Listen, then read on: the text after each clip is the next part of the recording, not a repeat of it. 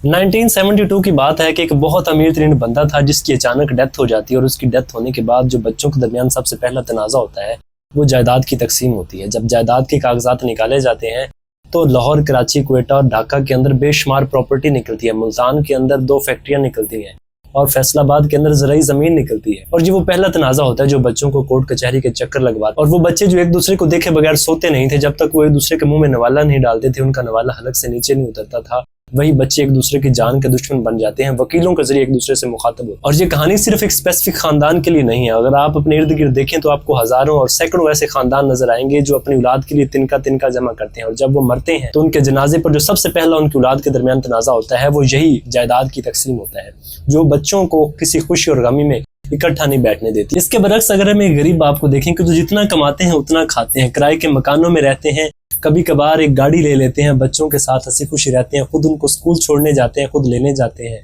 उनको किताबें लेके देते हैं, उनके साथ ग्राउंड्स में खेलते हैं, उनके साथ हर मजाक में शरीक होते हैं। तो ये वालिदैन अपने बच्चों के दरमियान कोई ऐसी चीज छोड़ के नहीं जाते जो बाद में उनके दरमियान इख्तिलाफात की वजह। आपने अक्सर मतवस्त तबके के नौजवानों से सुना होगा कि अगर उनसे पूछा जाए कि आपकी जिंदगी का सबसे बड़ा गम कौन सा है, तो वो यही कहते हैं कि जब कुछ नहीं था तब वालिदैन थे, अब सब कुछ है तो वालिदैन नहीं है। वो वालिदैन अपने बच्चों के दरमियान एक ऐसा पोटेंशियल छोड़ के जा रहे होते हैं जो उनके बच्चों को स्ट्रगल करने के लिए मदद देता है। याद रखिए कि अगर आप गरीब हैं तो कभी अपने वालिदैन को मत कोसिए, क्योंकि आपकी जो स्ट्रगल की वजह है वही आपके वालिदैन की गुर्बत है जो आपको मोटिवेट करने पर मजबूर कर रही है। और अगर आप अमीर हैं तो हमेशा ये याद रखिए कि ये अमीरी आपके बच्चों को कभी इकट्ठा नहीं बैठने देगी। एक गरीब बाप एक अमीर बाप के मुकाबले में हमेशा फायदे में रहता है। तो दोस्तों आज के लिए इतना ही, मिलते हैं अगली वीडियो में, तब तक के लिए अल्लाह हाफिज।